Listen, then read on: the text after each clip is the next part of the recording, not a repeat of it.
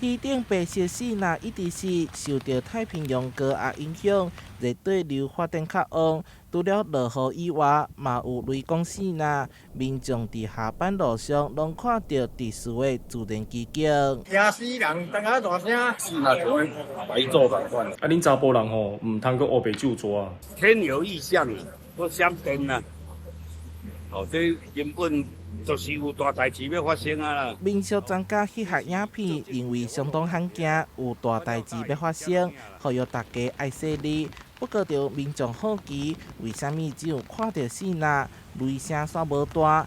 专家解释，因为拢是云中放电。由于对流发展的时候，在积雨云里面会有非常多的冰晶，那冰晶互相碰撞之后会产生电荷的分离，那分离之后会在云间产生一些放电的一个作用，所以也就是我们看到的闪电。气象中心统计，台南高雄15号对下晡4点开始到暗时8点，死那就发生3000外解，其中5点到6点总共有2295解。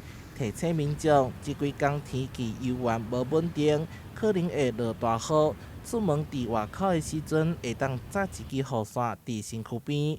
台南新闻收快采访报道。